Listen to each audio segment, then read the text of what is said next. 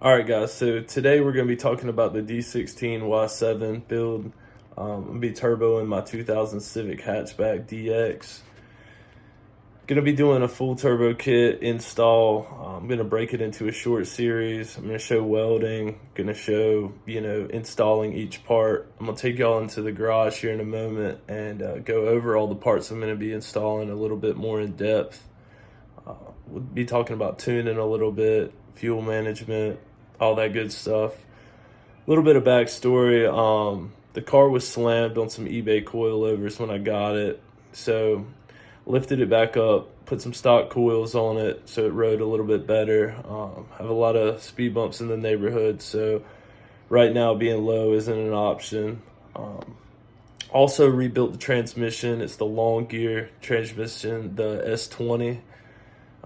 I didn't change the synchros. They were in perfect shape, but I did replace all the bearings. I had a bad input shaft bearing, so that cleared all that up.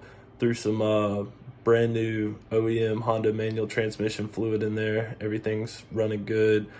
Got a Stage 1 Clutch Max Pro clutch on the car right now and pressure plate.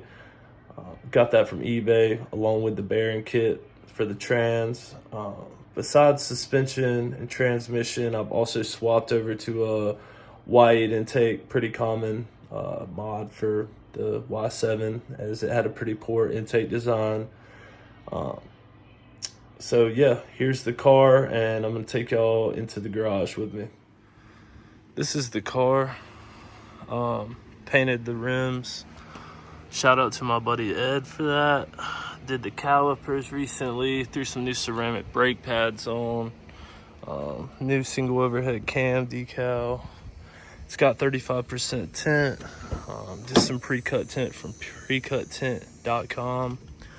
Car's got a red carpet, quick release steering, aftermarket steering wheel, double din, aftermarket aluminum shifter, weighted shift knob. Car's actually in pretty good shape to be all factory. Got 150,000 miles on it right now. Show you all the motor.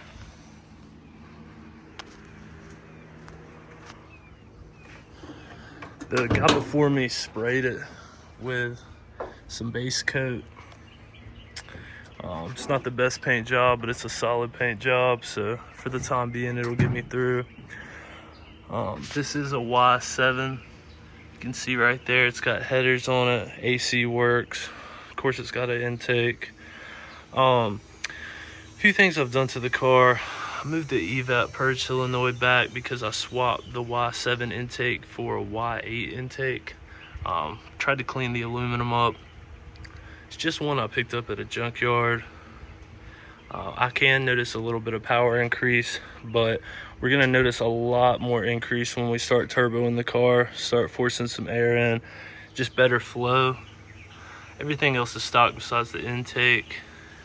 You can see I got some new coilovers in. Let me see if I can show you all that. It's got new blocks racing ball joints. I've redone the suspension all the way around. Here's a Z6 head I picked up recently. This is one of the better heads they make. This is what everybody kind of likes to run.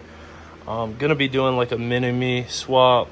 I know some people are gonna say, oh, that's a 1.5 liter, but same difference. It's gonna be a Frankenstein motor, VTEC head on a non-VTEC block.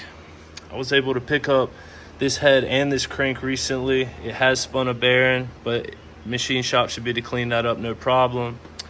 The unique thing about the Z6 crank is has not only one but two oil ports on all the journals, which is going to help our bearings out a lot when we build the motor. For right now we're just doing turbo. We're going to run about 6 pounds, but this head and this crank along with Viterras and some no-notch rods should really wake this motor up.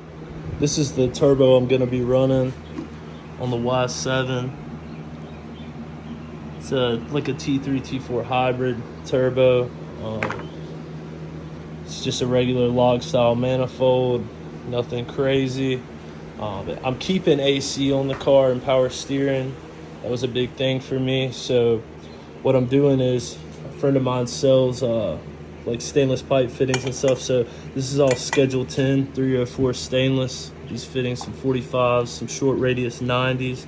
And I'm actually building the down pipe from scratch with the TIG welder, running microfuric cup, just so we have good gas flow on all the stainless stuff. Currently, I'm just tacking stuff up. When the whole down pipe gets burned in, we'll run a purge line and we'll run gas through the inside. The turbo's kind of clocked right now, kind of where it's going to be once it's on the car. I have had the car apart just to line some things up. Just been test fitting like my oil feed line. That's the restrictor plate, and then that's the drain, the AN fitting. So what I'll be doing is I'll just be stacking these together until they get far enough down that I can weld this V-band flange on it. This is an Evil Energy V-band flange. So what it'll do is it'll tie into the Apexi exhaust system with just a straight bolt connection. So if there's any issues with the car, I need to work on anything, I can unbolt this, and I'll have the downpipe right out of the car. I have not decided what I'm gonna do with the wastegate screamer pipe. You know, I really want to run it through the hood. Who doesn't? I'm just not sure yet. A few things I've added that didn't come with the kit is this nipple. It's actually a special size. It's like 9.5 millimeters, even though it's considered like 8-inch NPT thread. If you buy standard NPT, it will not fit. This has a taper to it, and it has more threads per inch. So this is going to come up to our wastegate, which is going to be mounted up here, and that's going to give us a wastegate reading. This is the wastegate I'm going to be running. It's going to bolt right here. Currently I got a 6-pound spring in the wastegate. I do have a 10-pound spring, you know, for if I'm feeling a little crazy. But for right now, we're just going to stick with 6 pounds until we swap the VTEC head, and then we do pistons and rods in the motor and build everything so it can handle, you know, like 15 pounds of boost. This is a clutch welding table from Northern Tool. I caught it on sale recently for $150. It came with the clamps, all the little fixtures, and the table itself. We got a prime weld. I think it's the 225 model. TIG welder, argon tank, and then that's a little purge line on the dual regulator that I've rigged up just for when we flow argon inside the pipe when we're burning in our connections on the stainless steel downpipe. All right, guys, so I figured I would touch a little bit on how we're going to tune the car. Anytime you make modifications like turbo and stuff like that, you need more fuel, you need timing adjustments. There's a lot that goes into it. So what we're going to be running is a HA Motorsports OBD1 P28. I ordered it. It's very clean, as you can tell. Right inside here, I'm running a Snake emulator. I'll pop that out. So basically, if you don't know, these ECUs came with this blank area here, so you can socket it. You can add some capacitor, stuff like that, and this IC controller. You know, everything's been updated on this board. New capacitors, I believe new IC17s. Where are they? I think right here. These are just common things that go out on these boards, just being that these ECUs were manufactured between 92 and 95 for OBD1 cars. But this is how you would hook in HON data, a chip, or an emulator like this that's going to interface from my laptop directly to the ECU and allow us to tune the car, give it more fuel, add time, and make all kinds of adjustments like launch control and stuff like that. So we're going to be running a AEM wideband air fuel ratio gauge. This is going to tell us if we need to add more fuel or take away fuel from the car so we don't lean the motor out, very importantly, or run it too rich and just, you know, wash out those rings. Right here, I haven't peeled the plastic yet, but this is a glow shift boost gauge. This is going to read how many PSI the turbo's pushing into the motor. And then I went with a manual reference Bosch oil pressure gauge. You know, there's nothing wrong with electronic sending units, but this is going to read the most accurate and You know, whereas an electronic extended unit may fail, we're going to always get accurate manual rev pressure right out of the engine block, because it actually runs oil all the way up to this gauge right out of the block. Right here, this is just a silicone coupler. The intercooler tubing and stuff came pre-bent for my car, but the charge pipe is about 3-4 inches away from the throttle body. There's no need to fab anything crazy up. I'm going to cut this down to the length I need and clamp it in place. Not going to have any issues with that with only running 6 pounds. This is the O2 sensor. This is what's going to tell this AEM wideband gauge whether our motor's running lean or rich. And what it's going to do is where I was showing y'all earlier, this custom downpipe. I've got this kind of bung fitting right here that this is just a plug. I'm gonna take this out and I'm gonna shape it up, and you know, a little further down the downpipe, but somewhere right in here, we're gonna add that O2 sensor, and so we're reading the air fuel ratio coming right out of the engine. All right, so this is a blow off valve. When you're in boost and you let off the gas, that boost is left in the charge pipe after the intercooler, and that boost has got to go somewhere if it's not going to go inside the motor. So this is going to relieve pressure out of the charge pipe. That's what makes the cool sound. This is our turbo feed line. We've got this stainless steel adapter. It came in the kit. This 90 elbow is going to get us in that tight squeeze I showed y'all in between the manifold and the top feed line of the turbo. This is a Glow Shift brand oil filter adapter plate. This tube is where it's going to feed oil up to that manual Bosch gauge right into the back of this thing, and it's going to read our oil pressure. It's going to feed our turbo fresh oil. All right. Also, I'll touch on real quick, this is from HA Motorsports. This is going to convert my car from OBD2B to OBD1.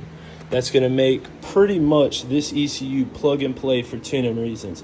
The only thing I'll have to add in is the read from this AEM. I'm going to tap it into one of these lines so that when I'm tuning the car and making adjustments, I'm getting that reading right into my laptop for data logging reasons. This is a catch can. We're going to actually be running a dual catch can setup on this car. There's plenty of different options, plenty of different ways you can do it. What I'm doing is I bought this AN fitting right here, and then this adapter with these O-rings. What this is going to do is eliminate the factory PCV setup that's in the black box on the back of the D-Series blocks. This is going to go in, it's going to bolt in where the PCV did, and this is going to run directly to one of the catch cans.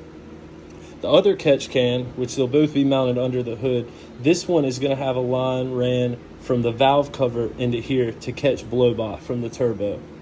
You can see I have both lines are going to in, and they're both going to vent to atmosphere. They come with a little dipstick. If you need to check the oil level, you know, that can indicate certain things going on with the car.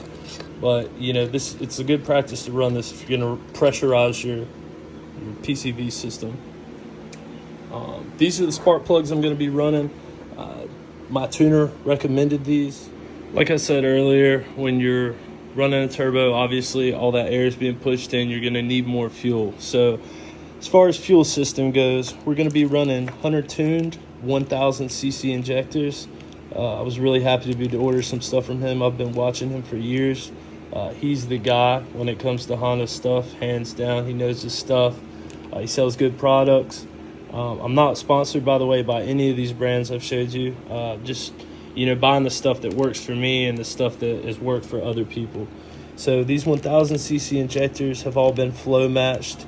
There's a data sheet here. It comes with battery offsets and injector dead times and the data you're going to need to enter when you're tuning the car. A few of the other things that I've got here to make them fit is these little Hunter Tune top hats. These are just going to make them a little taller so that they fit in the factory D-Series rail with no problem. And these are going to be plug and play adapters so that I don't have to cut and splice wiring on my fuel rail. It's all going to plug and play from my injector connector right into the 1000 cc injector. So more fuel needs to be coming to these, so we got to address the fuel pump. This is going to be my Walbro fuel pump. It's an in-tank. It is a real genuine brand Walbro pump. It's direct fit. It's going to, be able to put all the fuel that we could possibly need, even if we get up into the 400, 500 horsepower range. This is just the fuel sock, your typical install kit that comes with every intake fuel pump. And I decided to opt for this wiring harness. So this was like a $40, $50 add-on. I've heard a lot of things about people just throwing pumps in. They run a lot harder than your factory pump. They heat your wiring up. The wiring in your factory harness was not built to supply the voltage and ampage that you need here. So got this kit right here. This is just a heavy gauge wire kit with a relay. So what we're going to do with this relay and fuse kit is we're going to tie it into that block I showed you on the battery post. And then we're going to use a trigger wire coming from what used to power the factory fuel pump. I believe that's how I'm going to do it. I may change that. I'll let y'all know if I do. But the wire that would normally make your fuel pump hot is coming from your ECU. When you turn your key, it lets it know, hey, prime up the pump. In my opinion, that would be a good trigger to send this to say, hey, turn on. That'll feed this guy. We'll have plenty of fuel. So another upgrade I'm doing here is I'm adding these new battery terminal post deals. These were like $30 on Amazon. What they do is they're going to go right on my top mount battery. They're going to give me connections right here to run the wire for my fuel pump, and then the wire for my amplifier that will be feeding my subwoofer.